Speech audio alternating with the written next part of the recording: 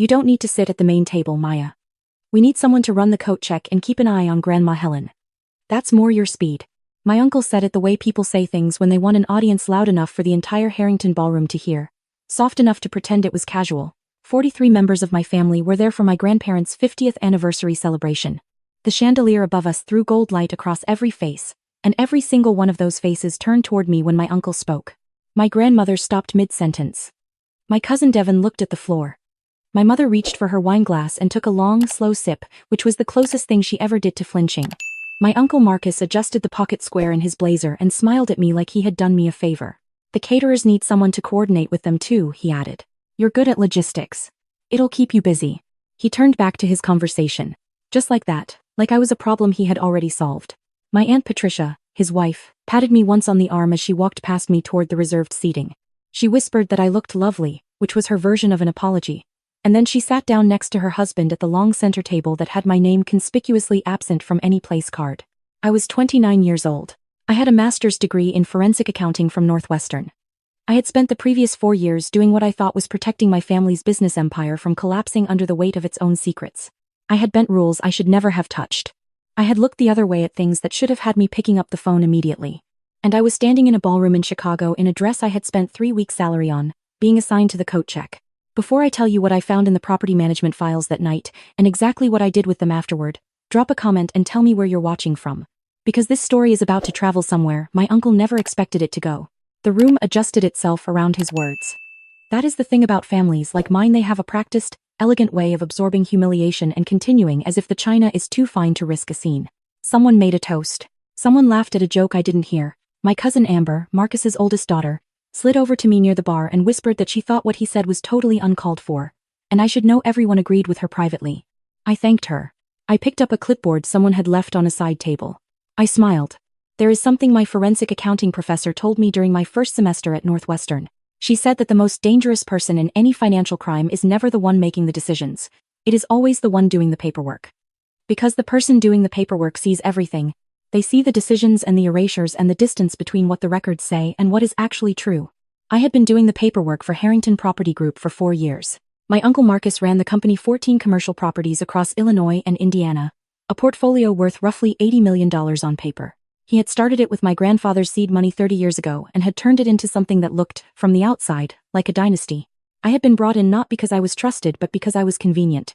My uncle sat me down 2 weeks after my graduation and told me that the company needed someone with a fresh set of eyes on the books, someone sharp and discreet. He made it sound like an honor.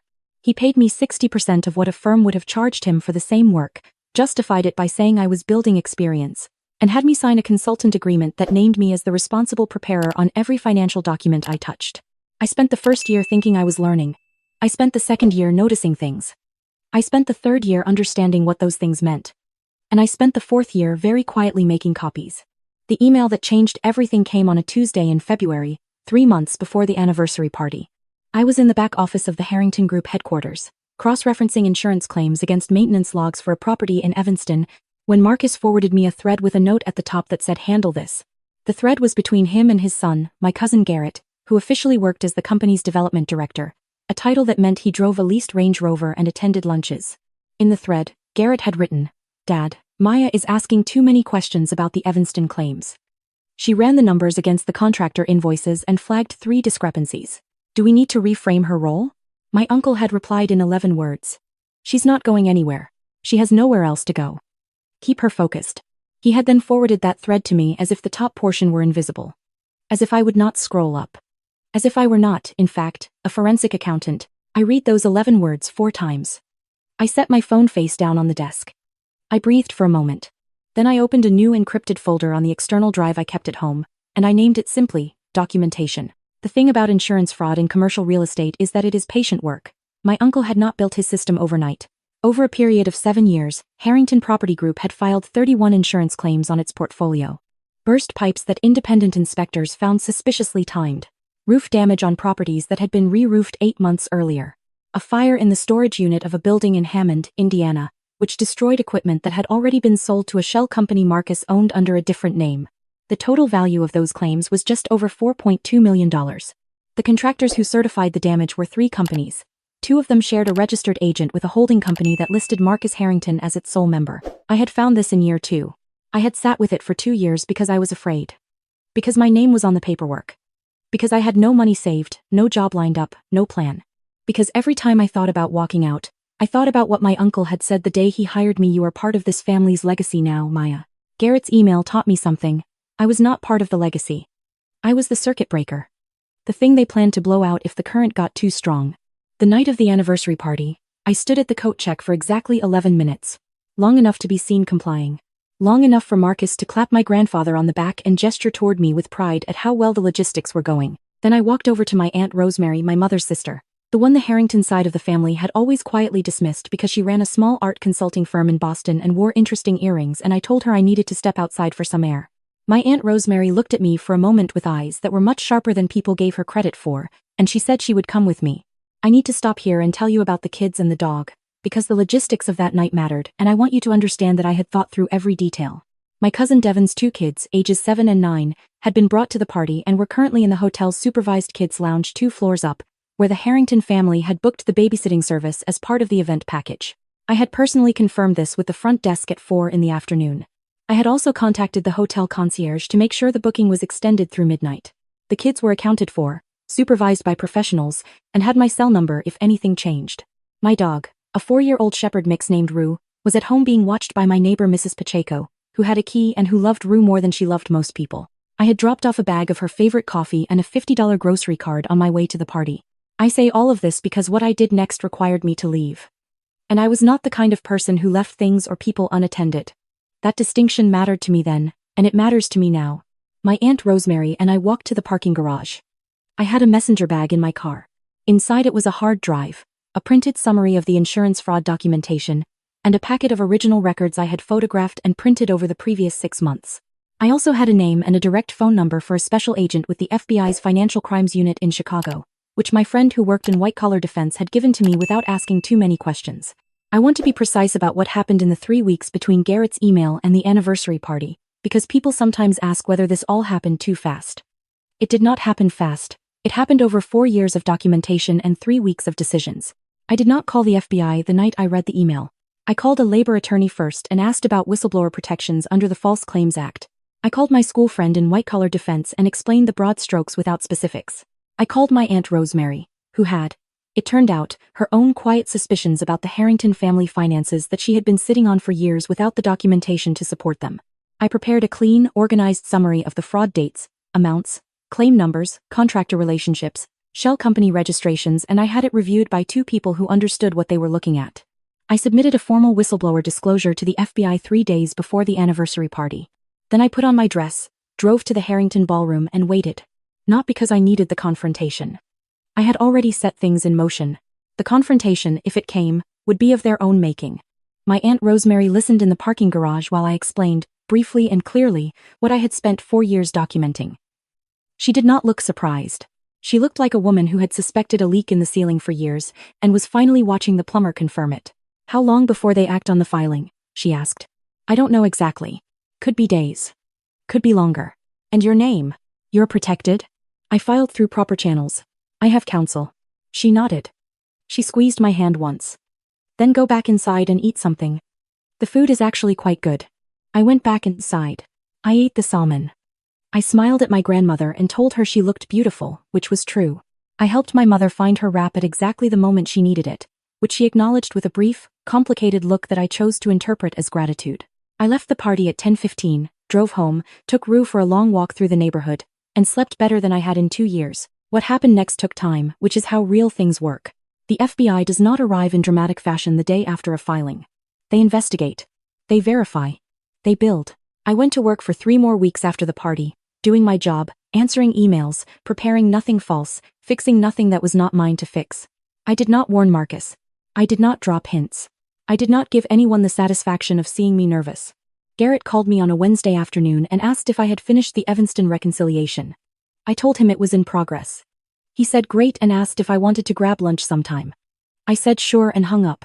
On a Thursday morning, 6 weeks after the anniversary party, my phone rang at 7:42.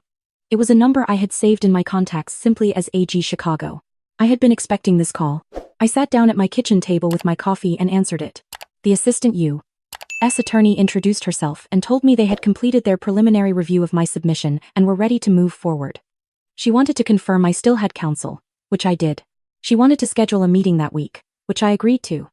And she wanted to let me know that they would be executing search warrants the following Tuesday. I thanked her. I finished my coffee. I texted my Aunt Rosemary, 3 words. It is happening. She sent back a single response, good. I will tell you about the moment I found out Marcus had been served with the warrant, because it happened in a way I could not have planned. I was at the Harrington Group office my last day there, though he did not know that filing some paperwork when his car pulled into the parking lot at an unusual angle, like he had braked too hard. He came through the glass doors without his jacket. That was the first signal.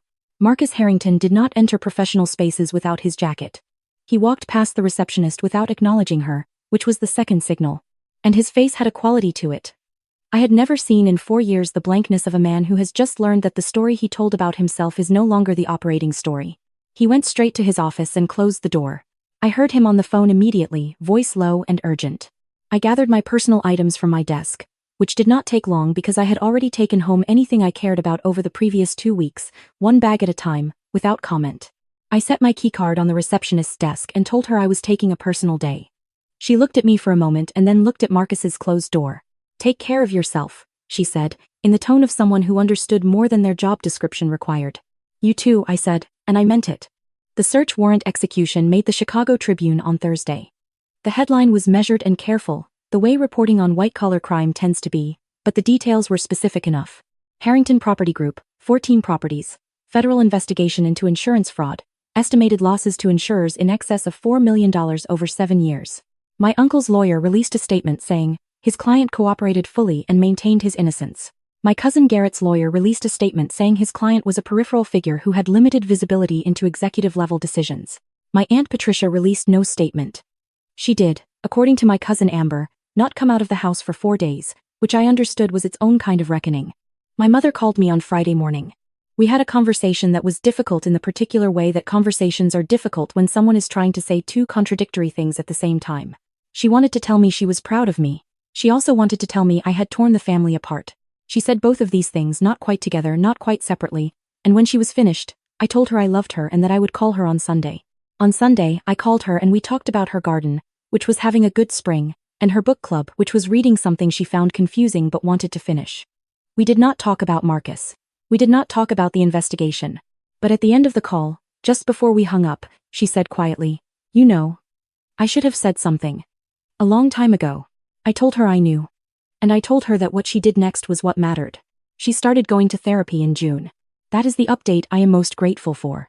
The legal process is slow, which I think surprises people who watch these stories and expect a tight ending. I want to be honest with you about the timeline because the timeline is part of the truth. Marcus was indicted 4 months after the search warrant. Garrett was named as a co-conspirator. The prosecutors were thorough in the way that federal prosecutors are when they have good documentation, and they had very good documentation because I had spent 4 years creating it. The case went to trial 14 months after the indictment.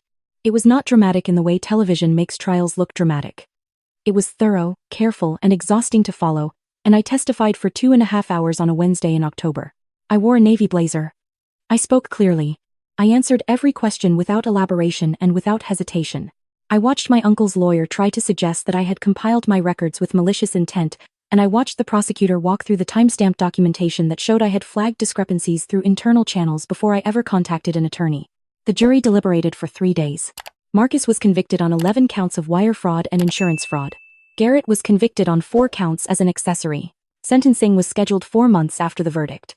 And when the judge read the sentences, Marcus received 9 years and Garrett received 2.5 with eligibility for early release. I was in the courthouse when the verdict was read. I did not celebrate in the hallway. I sat for a few minutes in a wooden bench near the exit and breathed.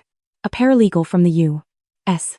Attorney's office came and found me and shook my hand and said the team was grateful for the quality of the evidence. I thanked her and walked outside into the cold October air. The whistleblower provisions under the False Claims Act provide financial awards to individuals who report fraud against federally backed entities. Insurance fraud of this type, when it involves properties with federally backed mortgages or federally regulated insurance products, which 3 of the Harrington properties did, qualifies. My award, issued 8 months after the sentencing, was $2.1 million. My attorney explained the figure to me twice to make sure I understood it. I understood it. I am a forensic accountant. I understood it the first time. I paid off my student loans on the day the check cleared. They had been following me since Northwestern like a polite but persistent stranger. And I said goodbye to them without ceremony. I paid my neighbor Mrs. Pacheco back for every time she had watched Rue without being asked, with a card and a check that made her tear up and refuse it twice before I made her take it. I called my Aunt Rosemary and told her I was thinking about relocating, possibly to the East Coast, and asked if she knew any good neighborhoods in Boston where a forensic accountant with a dog and a need for decent coffee might feel at home. She laughed, the long and real kind, and said she had been waiting for me to ask that question. I want to tell you about the last time I saw Marcus, because there is a detail that I think matters. It was not at the courthouse. It was 6 weeks before the verdict, in a parking lot outside a grocery store, one of those intersections that the city arranges without asking you. He was walking out with a paper bag and I was walking in with Rue on the leash. We saw each other at the same moment. He looked smaller than he had in the ballroom. Not physically, he was still a large man but smaller in the way that men look when the story they have been telling about themselves has been corrected by a jury of their peers. He opened his mouth once and then closed it. He looked at Rue, who wagged her tail because Rue had no context for any of this. I did not stop walking. I did not say anything. I went inside, bought what I had come for, and when I came out he was gone. I thought about the ballroom. The chandelier. The coat check clipboard. His voice loud enough for 43 people to hear. I thought about what it costs a person to perform that kind of power to require that kind of diminishment of someone else in order to feel large. I used to think that power like his was a stable thing, something you built and owned. I understand now that it was always borrowed. It was borrowed from every contractor who overcharged on his behalf. From every insurer that paid a claim on a pipe that never burst. From every hour I spent making sure the paperwork looked clean enough that no one would look closer. He built his empire on access to people willing to do the work while he took the credit and the safety. He had left me in a room full of his records and assumed I was too defeated to be dangerous. There is a particular kind of arrogance in that assumption. The kind that only works on someone who has not yet decided to stop being afraid. I moved to Boston in March.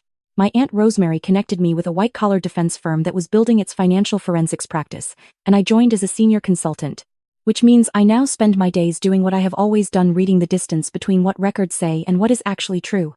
Except now I am doing it for people who need that clarity rather than for people who need it. It buried. My apartment has good light in the morning. Rue has a dog park 2 blocks away that she has decided is hers by right. My Aunt Rosemary and I have dinner on Thursdays at a Thai restaurant near her studio where the owner knows her name and always brings extra spring rolls. My mother came to visit in April. She stayed for a long weekend and slept in the small bedroom that I had put a good mattress in specifically because I hoped she would visit. We took Rue to the harbor on Saturday morning. We walked without talking for a while.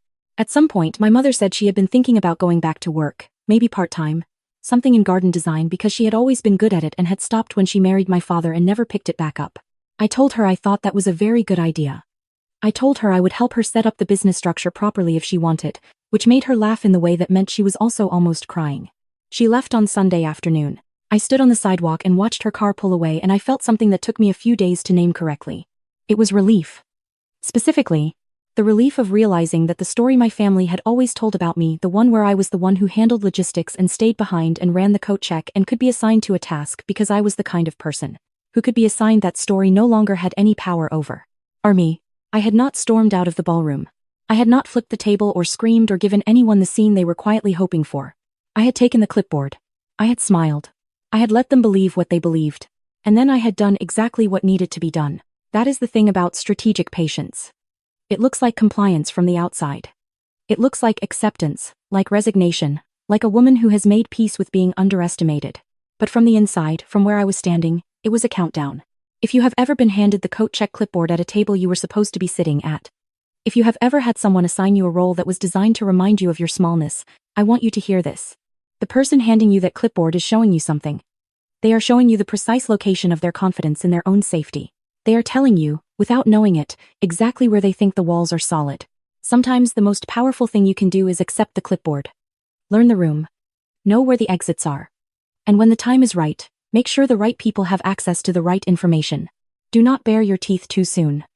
Let them underestimate you for exactly as long as it takes. The rest will follow.